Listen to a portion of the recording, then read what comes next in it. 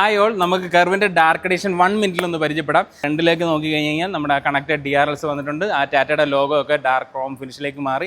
Air ഡാമിൻ്റെ ആ ഒരു ഭാഗത്ത് നേരത്തെ ഉണ്ടായിരുന്ന കർവിൽ നമുക്ക് ആ ഒരു ക്രോം ഫിനിഷ് കാണായിരുന്നു. അതിപ്പം ആ ഒരു ഗ്ലോസി ബ്ലാക്ക് ഫിനിഷിലേക്ക് വന്നു. ഇനിയിപ്പോൾ സൈഡ് ഡിസൈനിലേക്ക് വന്നു കഴിഞ്ഞാൽ നമുക്ക് ഇവിടെ ഒരു മാസ്കറ്റ് ഡാർക്ക് എന്നുള്ളത് കാണാൻ പറ്റും.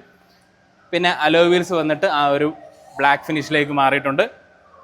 റിയർ ഡിസൈനിലേക്ക് വന്നു കഴിഞ്ഞാലും സൈഡ് ഡിസൈനിലും എല്ലാം ഫുൾ ആ ഒരു ബ്ലാക്ക് ഫിനിഷിലേക്ക് വന്നു. കർവ് എന്നുള്ള .EB എന്നുള്ളത് കൊടുത്തേക്കുന്നത് ആ ഒരു ഡാർക്ക് ക്രോം ഫിനിഷിലാണ് കൊടുത്തേക്കുന്നത്. ടാറ്റയുടെ ആ ഒരു ലോഗോയും നമുക്ക് ആ ഒരു ഡാർക്ക് ക്രോം ഫിനിഷിലാണ്. ഇനിയിപ്പോൾ ഇൻറ്റീരിയർ നമുക്കൊന്ന് ചെക്കൗട്ട് ചെയ്യാം.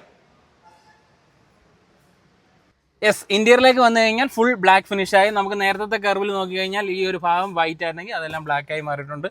പിന്നെ സെൻട്രൽ കൺസോളിലേക്ക് വന്ന ഒരു പിയാനോ ബ്ലാക്ക് ഫിനിഷ് കാണാം. നമ്മുടെ ഈ ഒരു സ്റ്റിയറിംഗിലേക്ക് വന്നു കഴിഞ്ഞാലും ആ ഒരു ഫുൾ ബ്ലാക്ക് ഫിനിഷിലേക്ക് വന്നിട്ടുണ്ട്.